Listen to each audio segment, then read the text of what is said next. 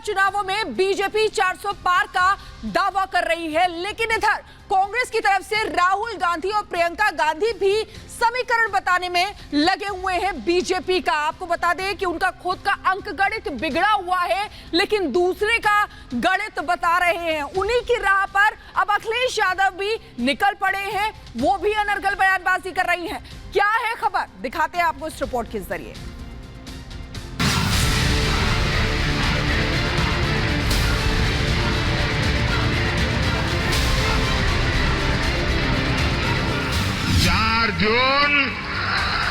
चार जून 400 पार नहीं, 400 हार। तो मैं दावे के साथ कह सकती हूँ ये 180 से ज्यादा सीट नहीं ले सकते। अब मुझे लग रहा है 150 तक जाएंगे। पहले चरण के लोकसभा चुनाव का प्रचार थम गया है। अब 19 अप्रैल को देश भर की 102 लोकसभा सीटों पर मतदान होगा, लेकिन आने वाले चरणों में जहां जहां चुनाव है, वहां प्रधानमंत्री मोदी बीजेपी की प्रचंड जीत के लिए हुंकार भर रहे हैं। अब की बार 400 पार के नारे पर मोदी पूरी तरह अडिग हैं। और इसलिए लोग कहते हैं 4 जून 400 पार। जनता के बीच प्रधानमंत्री मोदी अपने 10 साल की उपलब्धियां गिनवा रहे हैं, तो वहीं अगले 5 साल और मांगकर अपना विजन साफ कर रहे हैं। जनता से मोदी प्रचंड जनादेश की अपील कर रहे हैं। 4 जून को नतीजा क्या होने जा रहा है, ये साफ दिखाई दे रहा है। 4 जून क्या होने वाला है, ये आज पूरा देश देख रहा है। और इसलिए लोग कहते हैं 4 जून 400 पार। 4 जून फिर एक बार 24 के लोकसभा चुनाव का सियासी युद्ध भीषण हो चला है। चुनावी दंगल में दिग्गज उतरे हुए हैं। जहां बीजेपी अब की बार 400 पार के लिए पूरी शिद्दत से जुटी है, तो वहीं इंडी गठबंधन बीजेपी के 400 पार के नारे पर तंज कस रहा है। जी हां, हाशिए पर सिमटी कांग्रेस की खस्ता हालत से बाखबर भाई बहन बीजेपी की सीट के अंक गणित की भविष्यवाणी कर रहे हैं। राहुल गांधी कह रहे हैं कि बीजेपी 150 सीट पर सिमट जाएगी, तो वहीं उनकी बहन प्रियंका गांधी कह रही हैं कि बीजेपी को 180 सीटें ही मिल पाएंगी। बीजेपी को मुझे लग रहा था 15-20 दिन पहले कि 180 तक जाएंगे। अब मुझे लग रहा है 150 तक जाएंगे। हर स्टेट में हमें रिपोर्ट मिल रही है कि हमारा चुनाव इंप्रूव कर रहा है और अंडर करंट है। हम इतना कह सकते हैं कि अगर इस देश में आज के दिन ऐसा चुनाव हो जिसमें कोई गड़बड़ी नहीं हो, जिसमें ईवीएम में कोई गड़बड़ी नहीं है, तो मैं दावे के साथ कह सकती हूँ ये 180 से ज्यादा सीट नहीं ले सकते, उससे भी कम लेंगे। यानी जिनके पिछले 2 लोकसभा चुनावों में खुद की सीटों का अंकगणित बिगड़ा है, जो खुद खल्लास हैं, वो बीजेपी की सीटों की चिंता कर रहे हैं। आइए आपको बता दें कि साल 2014 और 2019 के लोकसभा चुनाव में बीजेपी ने कांग्रेस को कैसे धूल चटाई थी। दरअसल 2014 के लोकसभा में बीजेपी को अकेले 282 सीटें तो कांग्रेस के खाते में महज 44 सीटें आई थी। बात 2019 के लोकसभा चुनावों के नतीजों की करें तो बीजेपी को अकेले 303 तो कांग्रेस को सिर्फ 52 सीटों में संतुष्ट होना पड़ा था। इतना ही नहीं, कांग्रेस से गठबंधन करने वाले सपा अध्यक्ष अखिलेश यादव भी कह रहे हैं कि अब की बार बीजेपी का सफाया होने जा रहा है। 400 पार नहीं, 400 की हार। 400 हार इस बार उन्हीं की होने जा रही है। 400 पार नहीं, 400 हार।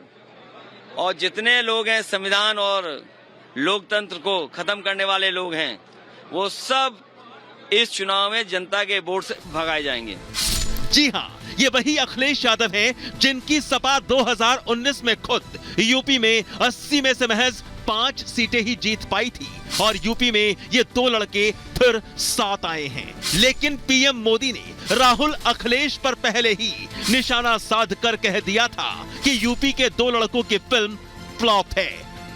यहाँ उत्तर प्रदेश में 2 लड़कों की जो फिल्म पिछली बार फ्लॉप हो चुकी है, उस 2 लड़कों की फिल्म को इन लोगों ने फिर से रिलीज किया है। मुझे समझ नहीं आता, अरे काठ की हांडी को ये इंडी गठबंधन वाले कितनी बार चढ़ाएंगे। अब इंतजार चुनाव के बाद रिजल्ट का रहेगा, जब 4 जून को तस्वीर साफ हो जाएगी कि बीजेपी 400 पार कर विपक्ष को जोरदार झटका देगी या फिर बड़े बड़े दावे करने वाला इंडी कोई चमत्कार करेगा। Bureau report, Republic Bharat.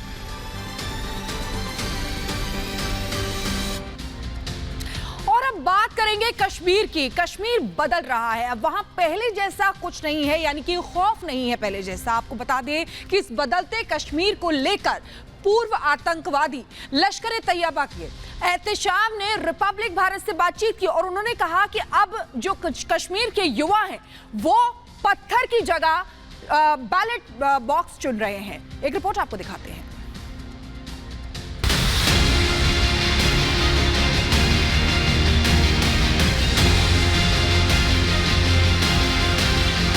Terrorism, आतंकवाद अपनी अंतिम सांसें गिन रहा है।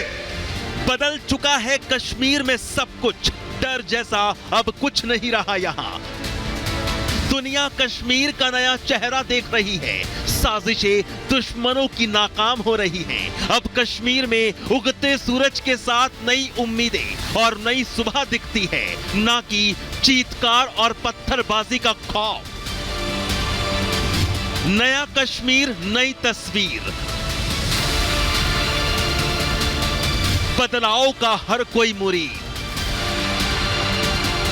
धारा 370 और 35 से हटने के बाद कश्मीर के युवा समझ गए हैं कि कैसे पाकिस्तान अपने निजी फायदे के लिए कश्मीर में हिंसा करने के लिए वहां के युवाओं का इस्तेमाल कर रहा है। रिपब्लिक भारत ने उत्तरी कश्मीर के बांदीपोरा जिले के लश्कर तैयबा के पूर्व सदस्य और आईएसजे के सदस्य एहतशाम उल हक से बात की, जो एक समय में कट्टर आतंकवादी और पत्थरबाज थे। 2020 में हम आईएसजे के ऑर्गेनाइजेशन के साथ मुंसलिक हुए। एक्चुअली हम सोशल मीडिया के ज़रिए से इस ऑर्गेनाइजेशन से मुतासिर हुए, इस आइडियोलॉजी से मुतासिर हुए। पीएसए भी लगा, तो इस सिलसिले में जेल में काफ़ी टाइम मिला अपने नज़रिया पर, अपने इस मौक़िफ़ पर, अपनी आइडियोलॉजी पर नज़रसानी करने के लिए। तो हमने इस पर नज़रसानी की, रीथिंकिंग की, तो हमें यही लगा कि जो लाइन हमने ली है, जो रास्ता हमने चुन लिया है, ये किसी भी एतबार से न हमारे लिए सही है और न हमारी कौम व मिल्लत के लिए सही है। धारा 370 को निरस्त करने से पहले मतदान केंद्रों पर पथराव की घटनाएं होती थी, पेट्रोल बम से हमले होते थे और पाकिस्तान युवाओं को चुनाव बहिष्कार अभियानों के लिए प्रेरित करता था। लेकिन अब कश्मीर की फिजाओं का रुख बदल गया है, हालात बदल गए हैं घाटी के। कश्मीर के कट्टरपंथी युवाओं के साथ साथ कश्मीर के युवा राष्ट्र की भलाई के लिए अपना वोट डालना चाहते हैं। को भी इन्वॉल्वमेंट थी, वो मेन स्ट्रीम में आ रहे हैं, वोट कास्ट करना चाहते हैं, क्या कहेंगे इस पर आप? अच्छी बात है, खुशाइंदा बात है कि जो यहाँ पर सेकंड थॉट प्रोसेस हुई कि सब लोगों ने शायद हर एक ही सोचने पर मजबूर हुआ कि हमारी जो भी मसाइल हैं, मुश्किलात हैं, हम उनका हल इस तरह यानी कि एक जमहूरी तरीके से निकालेंगे और जो भी स्टेट के हालात हैं यहाँ पर, जो सियासी अदम इस्तेकाम है, वो स्टेट के लिए किसी भी सूरत में सही नहीं है। कश्मीर में तरक्की अपने चरम पर है। अब कश्मीर में कोई धर्म के नाम पर नहीं लड़ता। जब रिपब्लिक भारत ने एहतशाम से सवाल किया कि आप ऐसा क्यों करते थे, तो उन्होंने क्या कहा, आप भी सुनिए। एक हमदर्दी उनके लिए रखते हैं क्योंकि हम इस राह से गुजरे हैं, तो हम उनके साथ यही हमदर्दी रखते हैं कि आप सोचें, नज़रसानी करिए और रीथिंकिंग कीजिए कि हमें इससे मिला क्या। हमारे नौजवान यहाँ पर कब्रिस्तानों में दफन हैं, हमारी बस्तियाँ उजड़ चुकी हैं, तो अब ये कौम शायद उस चीज़ का मुतहम्मिल नहीं है, ये वो चीज़ बर्दाश्त नहीं कर सकेंगे। हाँ, हम यहाँ पर बहुत खून बह चुका है, तो अब इसको रोकना चाहिए। कश्मीर का युवा अब विकास चाहता है, नए कश्मीर के लिए अच्छी सड़कें, अच्छे स्कूल और कॉलेज चाहता है, साथ ही हिंसा का हिस्सा नहीं बल्कि देश के लिए जीना चाहता है। आपने सुना किस तरह से आज शाम को कहा गया था किस तरह से एंटी नेशनल एक्टिविटीज करने के लिए, हालांकि आज शाम पीएसए में भी काफी टाइम तक गया। हालांकि आज शाम जो नॉर्थ कश्मीर बांडीपोरा का रहने वाला है, इसने इससे पहले भी काफी कुछ आर्मी इंस्टॉलमेंट्स पर रैकी की थी, उसके बाद पुलिस ने इनको बुक भी किया था। हालांकि इसका कहना है कि अभी इलेक्शंस का समय है कश्मीर घाटी में, और जो यंगर जनरेशन है उनको चाहिए कि अपना वोट जो है सही कैंडिडेट को कास्ट करे। Bureau report, Republic Bharat.